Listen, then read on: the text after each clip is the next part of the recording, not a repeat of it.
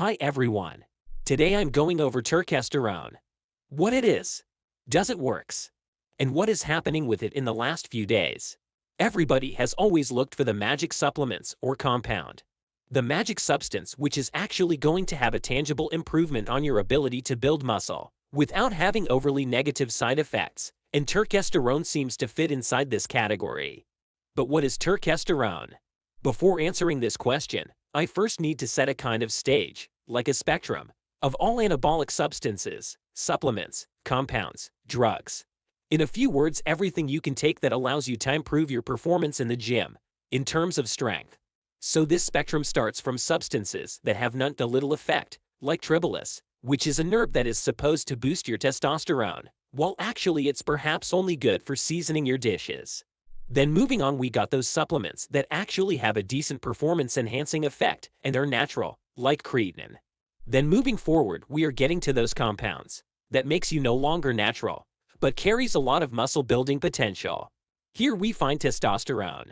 You can move forward on the spectrum and getting to more powerful, but also more dangerous compounds, like steroids and Sarms.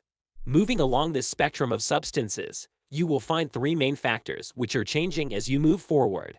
Number one is, those compounds are going to be banned by WADA to be used in tested competitions. Number two, they are going to be more and more synthetic.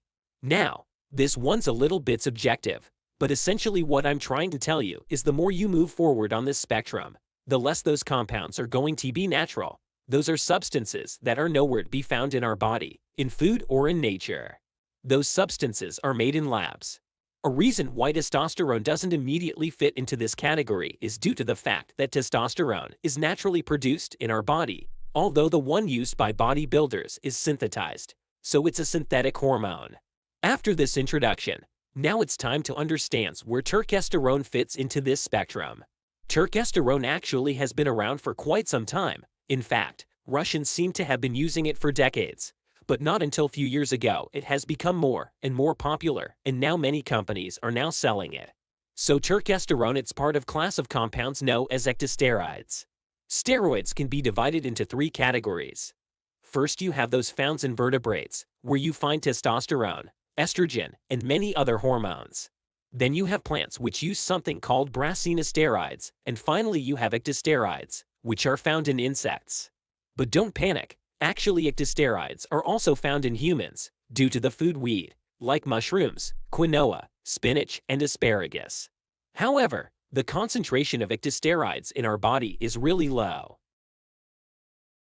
So, ectosteroids are actually natural and not synthesized in labs. Also, at the moment turkesterone is on WADA watch list, but is not yet considered a banned compound, meaning that you can take turkesterone and still take part in sport-tested competitions. But now starts the tricky part. In fact, right now in the scientific literature there is no identified pathway. There's no identified bonding between ectosteroids and typical human androgen receptors. In your body, these are the receptors commonly used to bind with anabolic androgenic steroids like testosterone, for example. However, there is evidence that ectosteroids can still elicit a slightly anabolic effect in humans by binding to an estrogen receptor in our bodies, specifically named estrogen receptor beta. Now don't be misled by hearing the word estrogen. In fact, estrogens are hormones important both in male and female, because they are responsible for many different functions, ranging from libido to cardiovascular health, and also anabolic effects, namely the building and preservation of muscle mass. This is actually a big reason why steroid-taking bodybuilders typically include, or at least they should include, one compound at minimum, which is a testosterone derivative, not just because they want that compound in their overall cycle, but also because that compound is going to convert it via a process called aromatization into estrogen, allowing their bodies to maintain a healthy estrogen level throughout the duration of their cycle. Because if you don't do this, or if you take a bunch of other anti-estrogen related drugs and you crush your estrogen levels into the ground, you will feel terrible. The main advantage of ectosteroids is they don't have any of the side effects related to the abuse of Sarms or steroids. At least there are no medical studies showing that. The reasons why has to be found in the fact that ectosteroids don't bind to androgenic receptors, but they stimulate estrogen receptor beta. So, now that you know what is turkesterone, we have to answer the most important question, the one that everybody is waiting for. Does turkesterone works? We don't have a lot of studies on turkesterone, and the findings are discordant. In one study, they took rats pre- and post-puberty, and they gave them essentially multiple different kinds of compounds, including ectosteroids and turkesterone. What they found was that rat populations consuming ectosteroids actually saw significant greater weight gain than the control group. But this study has some flaws. First of all, it was done on rats, and second, the scientists tracked the total weight gain and not total lean body mass gain. So, one can't say that those rats gained only muscle mass. A second study was done on human. They took 46 subjects with an average age of around 25 years and about 1 year of prior training experience in the gym. That is very important because people with no training experience will face newbie gains, and those gains can distort the results of the study. The experiment took place over the course of 10 weeks, and the only other supplement or compound they were given was leucine, so essentially just regular old branched-chain amino acids. The participants were divided into 4 groups. The first group received 200 milligrams of ectosterone. The second group received 4 times that dose at 800 milligrams. Then the placebo group, which received nothing. And at last the control group, which in addition to receiving no supplementation, they also didn't do any training. The results showed a statistically significant increase in muscle mass in comparison to the placebo and control groups, with specifically 1.58 kilos of lean muscle mass improvement in the first group and 2 kilos in the second group. In addition, there was a statistically significant improvement in overall performance and strength, while no significant changes were noted in testosterone concentration, which again makes sense. As I mentioned earlier, there is no identifiable binding to the androgen receptor. A note has to be done on the study regarding dosage given to the participants. Actually, the dosage given to participants was lower, where the first group received 12 milligrams of ectosterone and the second 48 milligrams. However, they still increased their muscle mass. A third study, where they tested 3 compounds, ectosteroids and 2 other compounds, actually didn't show much of superiority by ectosteroids in terms of increasing strength and muscle mass. A final study involved 78 highly trained male and female athletes divided into 3 experimental groups. The first group was supplemented only with protein, the second group received protein and ectosterone, and the last group was a placebo. At the end, they found out that the protein group had a slight increase in muscle mass, the placebo group saw a slight decrease in muscle mass, and then the third and final group, consuming both protein and ectosterone, had a 6 to 7% increase in muscle mass and a 10% decrease in body fat mass. So, in the end, it seems that turkesterone can actually works and help you build muscle. Now let's move to the debate involving turkesterone.